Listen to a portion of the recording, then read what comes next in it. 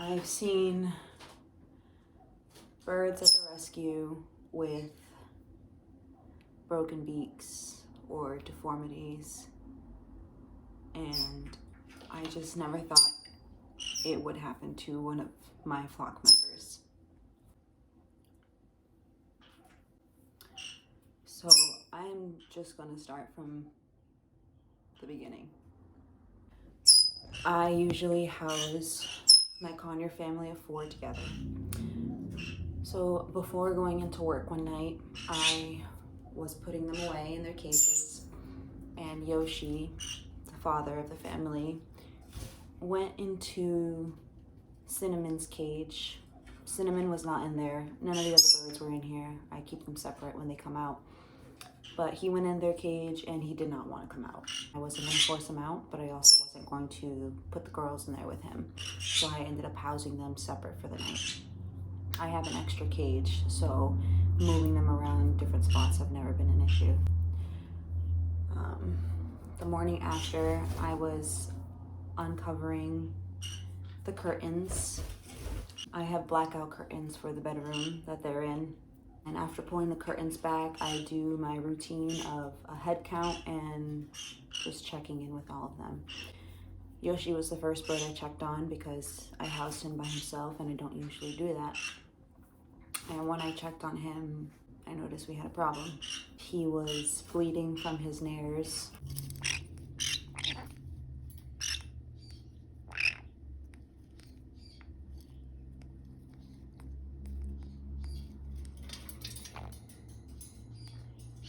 And I start looking for local vets. I call their primary vet. However, she usually comes to the house. So when it comes to emergencies, it's kind of hard to get a hold of her. Well, my last resort was to go to Tufts. And I am not a fan at all of going to Tufts, but at the same time, if they're my only option, then I kind of have no choice.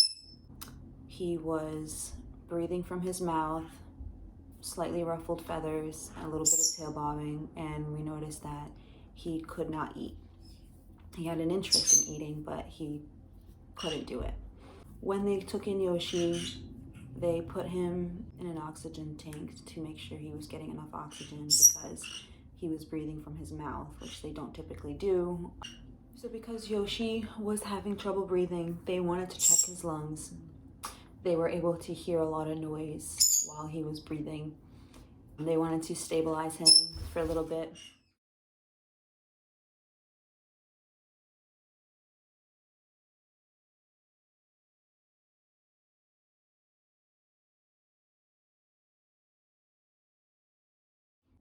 And they came out and told me that he had fractured his beak.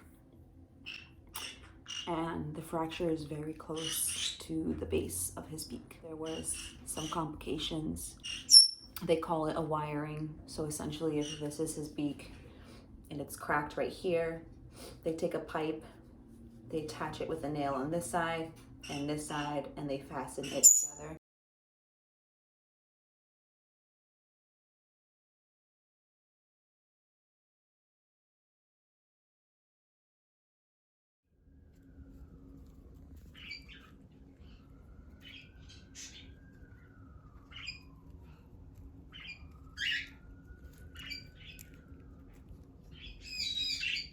In his surgery involving his leg and the insertion of the catheter in his left leg.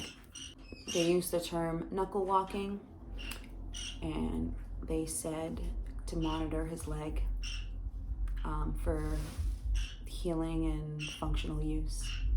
And she mentioned to me that he most likely has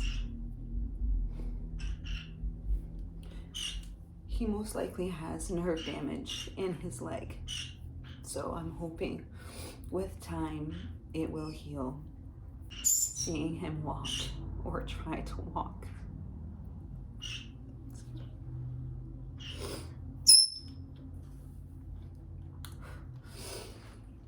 Seeing him try to walk and use that leg was very difficult. It seems to be more than just his leg. and more so of his left side above his leg and partially his wing. He does not have functional use of his fingers. However, I have noticed the 24 hours he has been home, he is using them just a little bit better. However, he's still pretty handicapped. He is on a soft food diet right now. What I'm doing is soaking his pellets in water until they're mushy and offering him soft foods. Bless you.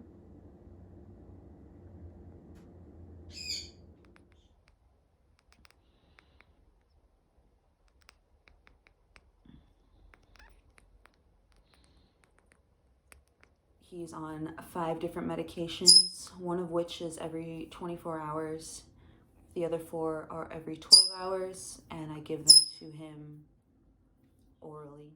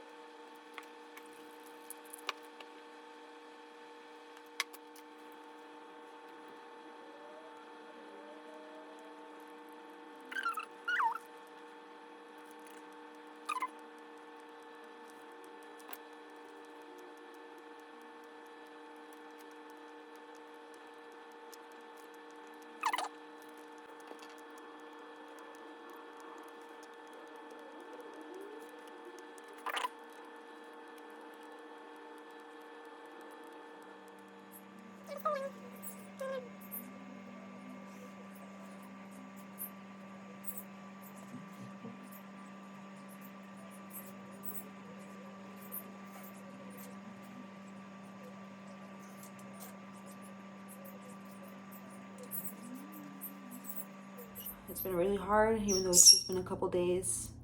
It's definitely gonna take some time. And Yoshi is currently in, I believe, a 25-gallon tank, the same way I have for my reptile. I don't know if you can see him.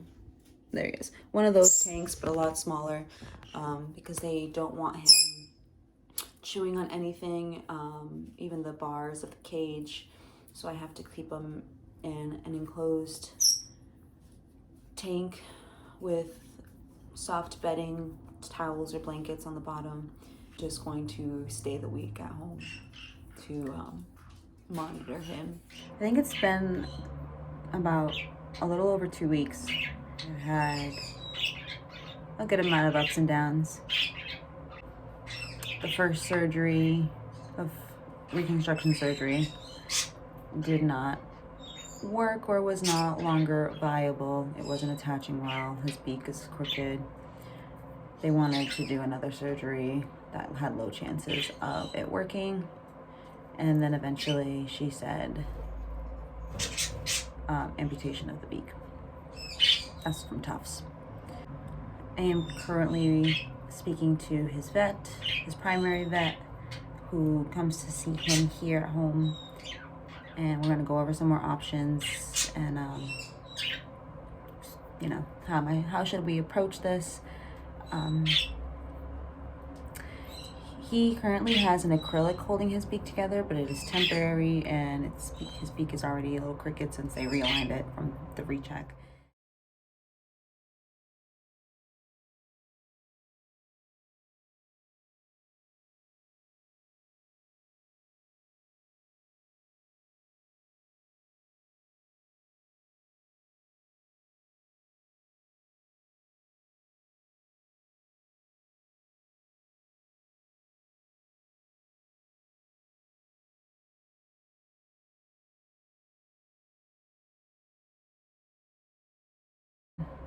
His personality is there. He has crackhead energy sometimes. He's vocal. He's got a strong appetite. This has been really hard to manage, between giving him at least 4 medicines different medicines in the morning and then 3 more at night. At first it was 5 then 4, now it's 4 then 3. And then working 2 jobs and being able to financially handle a situation like this. I'm already $3,000 into this and kind of not have, he's stabilized, that's good. Minimizing pain, any bacteria, great. But I still have to find a way to approach this Beak.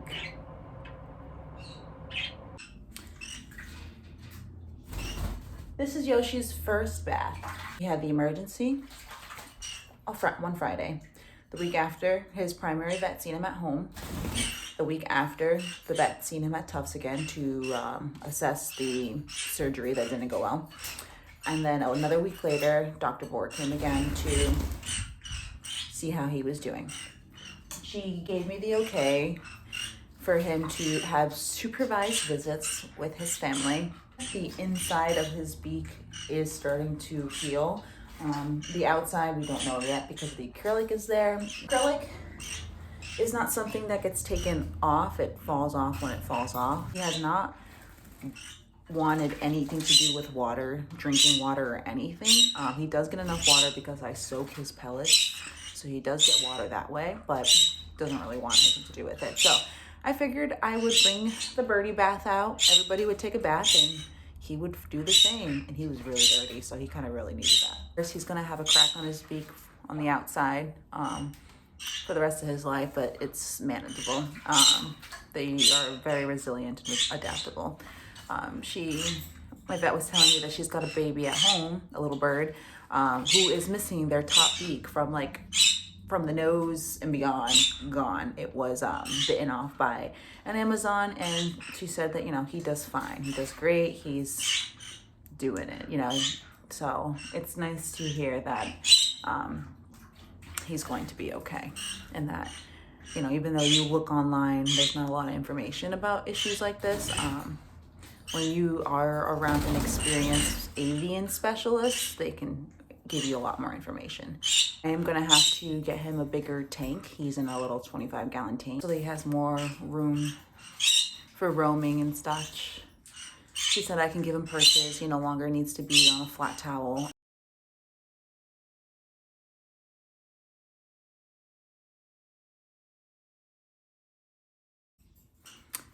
And just the care instructions I got from Tufts versus the instructions I got from her are so much different. And she's actually really glad that I opted out of a second surgery or the beak removal that they suggested.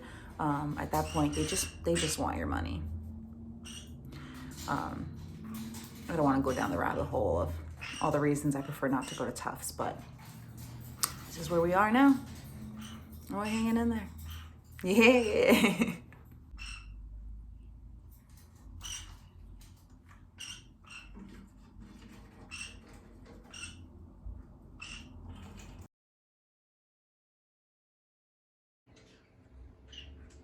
Gonna have to clean you up.